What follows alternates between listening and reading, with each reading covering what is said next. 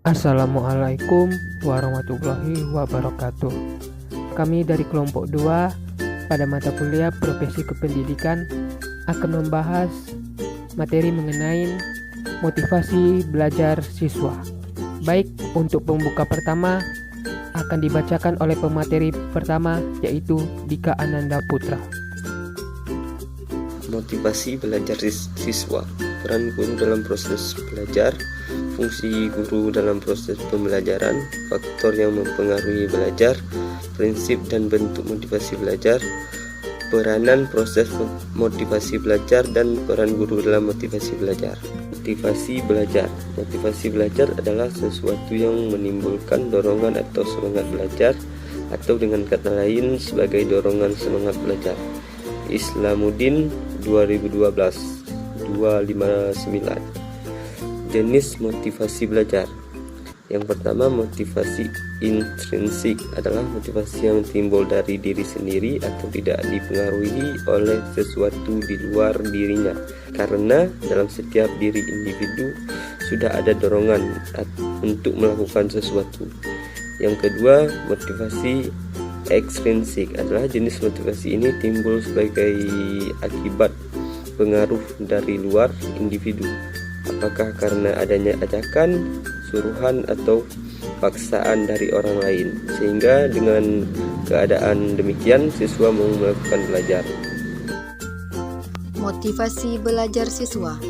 Motivasi belajar adalah serangkaian dorongan atau daya penggerak yang berasal dari dalam diri maupun dari luar untuk melakukan aktivitas belajar sehingga menimbulkan perubahan sehingga apa yang menjadi tujuan yang dapat tercapai.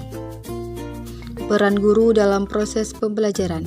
Yang pertama, guru sebagai demonstrator. Yang kedua, guru sebagai pengelola sekolah. Yang ketiga, guru sebagai moderator.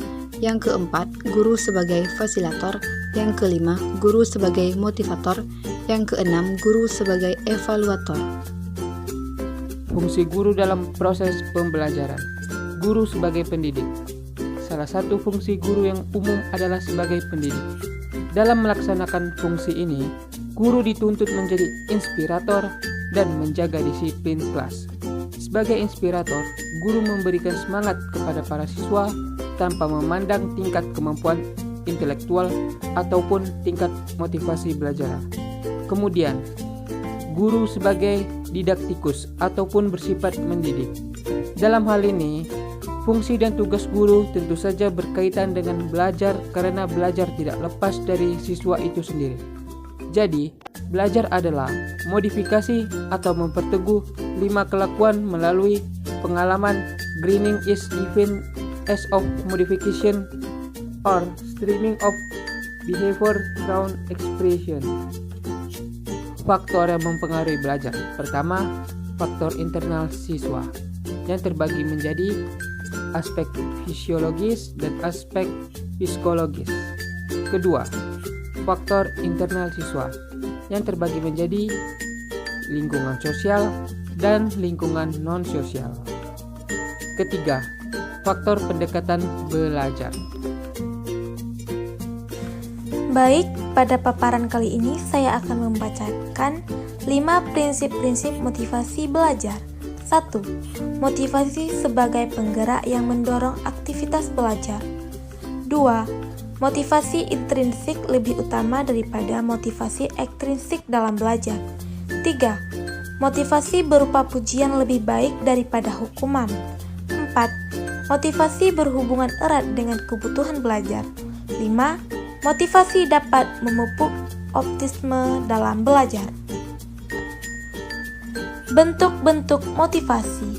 1. Memberi angka. 2. Hadiah. 3. Saingan atau kompetisi. 4. Ego involvement. 5. Memberi ulangan. 6. Mengetahui hasil. 7. Ujian. 8. Hukuman. 9. Hasrat untuk belajar. 10. Minat. Baik, peranan motivasi dalam proses pembelajaran. 1. peran motivasi sebagai motor penggerak atau pendorong kegiatan pembelajaran. 2. Peran motivasi memperjelaskan tujuan pembelajaran. 3. Peran motivasi menyeleksi arah pembuatan. 4. Peran motivasi internal dan eksternal dalam pembelajaran. 5. Peran motivasi melahirkan prestasi.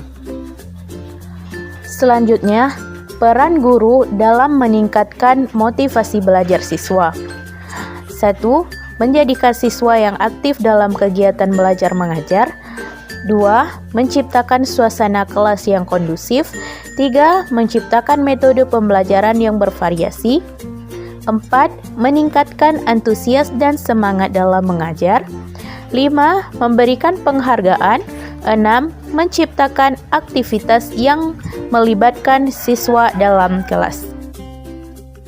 Kesimpulan dan saran.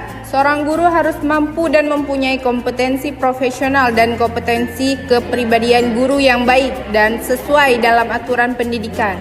Kompetensi profesional dan kepribadian guru sangat berpengaruh terhadap motivasi belajar siswa. Karena dengan kompetensi profesional dan kepribadian guru, maka dapat menghasilkan pembelajaran yang kreatif, profesional, dan menyenangkan. Serta seorang guru harus memperhatikan kompetensi profesional dan kompetensi kepribadian guru agar motivasi belajar siswa semakin meningkat sehingga akan meningkatkan prestasi belajar siswa. Mungkin hanya ini saja yang dapat kami sampaikan. Kami mohon maaf apabila ada tutur kata yang tidak berkenan dari segi perkataan yang kami katakan. Dan kami akhiri dengan Assalamualaikum warahmatullahi wabarakatuh.